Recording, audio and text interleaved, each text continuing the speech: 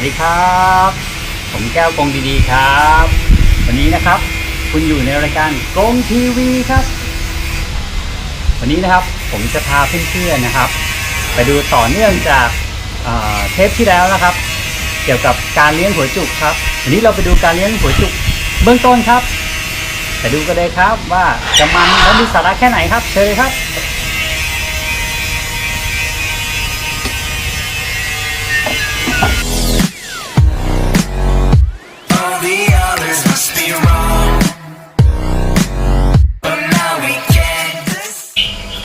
อาการครับอาการเสียของนกอย่างเงี้ยที่กลุ่มนักเล่นนกไม่นิยมอย่างเงี้ยครับ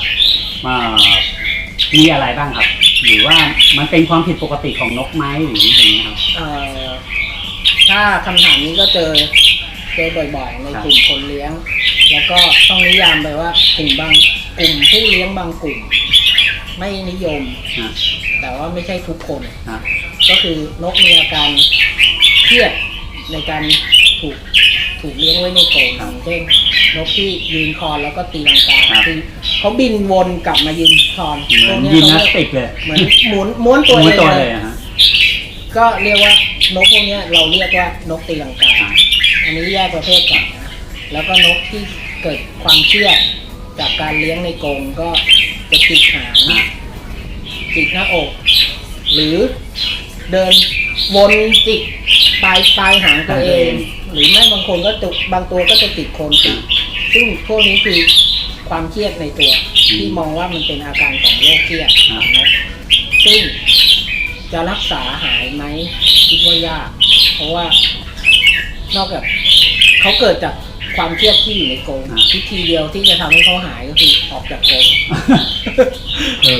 มันก็ตอบง่ายถ้าเราอยากเลี้ยงเขาไว้ในกรงแล้วเจออาการนี้คือนกเขาปวดนกเขาไม่ชอบที่อยู่แบบนี้ถ้าเราไปขยายใส่กรงรวมอย่างนี้กำลังจะพูดว่าถ้าคุณยังอยากเลี้ยงนกตัวนั้นก็เราลองเปลี่ยนกรงจากกรงแขวนใช้13ซึ่งปัจจุบันเล็กลงไปถึง9ซี่11ซี่คือเล็กมากซึ่งนกก็จะสะสมความเครียดไว้จนเกิดอาการแบบนี้ขึ้นในอนาคตก็ได้เราอาจจะขยายขึ้นเป็น17 21 25หรือถ้ามีพื้นที่ก็ทำเป็นกรงลงเรือนเลยทำเป็นเมตรคูณเมตร80ลองเลี้ยงเขาดูเขาอาจจะหายแต่ถ้าเอากลับมาอยู่ในกรงเล็กอีกก็จะเป็นทีนี้เดี๋ยวผมข้ามไปเรื่องหนึ่งที่อยากทราบพูดถึงเรื่องกรงนกหัวจุกจริงๆแล้วมันมีอยู่กี่ประเภทครับบางทีผู้ชมอยากรู้เพราะว่าบางทีผ่านสนามเห็นกรงเล็กนิดนึงกรงใหญ่ตามบ้านบางทีเห็นเป็นยาวๆบางทีเห็นแบบใหญ่เลยสำหรับกรงแขวนลักษณะนี้กรงจริงๆมันใช้เลี้ยงกันกี่ประเภทหรือยังไงครับพี่ขอพูดเฉพาะส่วนที่พี่รู้จักมาคุ้นละกันว่ากรงเนี่ยก็จะมีกรงแบบกรงแขวนซึ่งกรงแขวนก็จะแบ่งตามขนาดส่วนลวดลายไม่พูดถึงก็ปัจจุบันตอนที่เริ่มเลี้ยงเมื่อ5 ปีที่แล้วก็จะนิยมเลี้ยง17ซี่ก็ยาวความกว้างของกรงก็ประมาณ15-16 นิ้วแล้วก็ย่อลงไปอีกก็15ซี่13ซี่ซึ่งปัจจุบันมีคนเลี้ยงถึง11หรือ9ซึ่งพวกนี้มันเป็นการเทคนิคการแข่งนกซึ่งบีบให้นกอยู่ในที่แคบไม่ให้เขาขยับตัวให้เขายืนร้องอย่างเดียว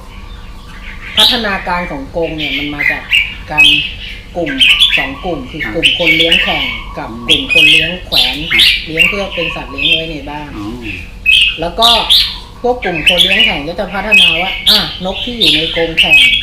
ควรจะได้ออกกำลังกายก็จะมีกรงยาวที่เราเรียกว่ากรงบินที่เราเห็นเหมือนกรงไม้นี่แหละแต่ว่ายาวเป็นลูกศรให้เขาได้ออกกำลังกายบินไปบินมาบางคนก็1 เมตร1 เมตร 20 เมตร 50บางคนทำถึง3 เมตรแล้วก็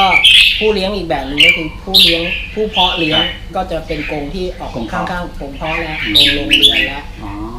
ทีนี้อย่างเรื่องการออกกำลังกายของนกครับที่เริ่มจากการเลี้ยงเบื้องต้นเมื่อกี้ก่อนถือว่าเราเห็นนกอยู่ในกรงขนาดเนี้ยเวลาเขาจะออกกำลังกายผู้เลี้ยงต้องทำยังไงครับให้เขาแบบสุขภาพแข็งแรงเนี่ยครับควรจะมีคอนนกเนี่ยอันดับแรกเลยคุณต้องรู้ว่าลักษณะพฤติกรรมธรรมชาติเขาเนี่ยคือเขาจะบิน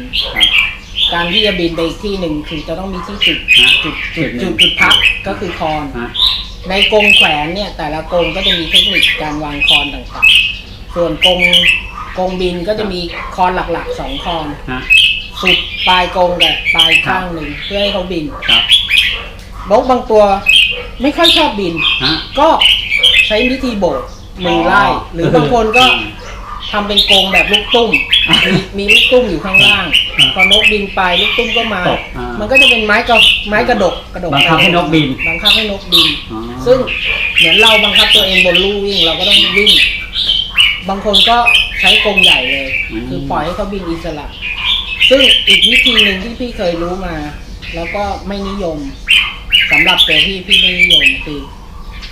คือปล่อยนกเด็กให้นกตัวที่เราต้องการให้เขาบินไล่ตี อ่า พวกนี้ทรมานสัตว์ อ๋อก็คือเหมือนการแกเขา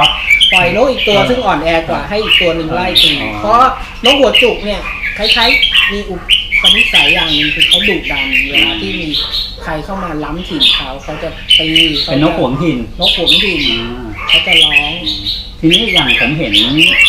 ตามบ้านคนที่เลี้ยงหัวจุกทั่วไปนะชอบเอานกมาตากแดดคืออะไรครับ คือผู้เลี้ยงเนี่ยคือเอานกไปตากแดดเห็นมีฉีดน้ำ มันเป็นวิธีรับวิตามินโดยธรรมชาติ นะ แต่พี่ต้องบอกว่า ขอเพิ่มเติมอีกนิดนึงว่า วิตามินที่เขาจะได้เนี่ย มันคือการสังเคราะห์จากร่างกายเขาโดยแดด อืม ตอนช่วงเช้า เขาจะได้วิตามินดีโดยอัตโนมัติหมายความว่า คุณจะต้องมีสารอาหารบางตัวที่จะสังเคราะห์ออกมาด้วย ให้ได้เป็นวิตามินออกมา ให้เป็นวิตามินออกมาไม่ใช่นกกิน กินอยู่แต่แบบเดิมๆแล้วก็ไปตากแดด อ๋อเข้าใจละเหมือนคน เหมือนคน คือคนเนี่ยจะกินสารอาหารตัวนี้แล้วต้องการให้มันเป็นวิตามินดีเนี่ยถ้าเรากินเสร็จแล้วเราไม่ตากแดดมันก็ไม่ มัน เป็น ก็ไม่ วิตา เป็น มิ มันก็เป็นของสะสมอยู่แล้ว ให้กินแต่กล้วยไปตากแดดวิตามินก็ไม่ได้ นี่คือเจตนาที่หนึ่งในการตากแดดคือควรจะตากตั้งแต่ช่วงเช้าเลยตั้งแต่พระอาทิตย์ขึ้นจนถึง8-9 โมง ครับ นี่คือคุณจะได้วิตามินดีหลังจากนั้นคือการทรมานละ คือมีแต่ความร้อนละต่อให้เขามีสารอาหารเขาก็ไม่สังเคราะห์เพราะว่าแดดในช่วงนั้นไม่ได้กระตุ้นให้ร่างกายสังเคราะห์วิตามินดี อ๋อ กับอีกประเภทหนึ่งก็คือฝึกความอดทนให้นกสำหรับนกที่จะนำไปแข่งขัน เพราะว่าการแข่งขันเนี่ย อ๋อต้องมีการฝึกซ้อมเหมือนคนเลย เหมือนคนเลยเหมื ฝึ อน ก เรา วิ่ วิ่ ง ง ซ้อม วิ่งมาราธอนเราก็ต้อง ซ้อม วิ่ง แต่ในร่มไปเจอแดดร่วง ก็พวกนี้ก็จะเป็นเจตนาในการเลี้ยงอีกแบบหนึงคือเอาไปฝึกความอดทนให้นกให้ทนแดดขึ้นทนแดดขึ้นเพิ่มจำนวนชั่วโมงไป เป็นไงบ้างครับสำหรับสาระนะครับเกี่ยวกับการเลี้ยงนกหัวจุกในวันนี้ครับถ้าชอบนะครับฝากกดไลค์กดแชร์ด้วยนะครับขอบคุณครับกดติดตามด้วยนะครับขอบคุณครับ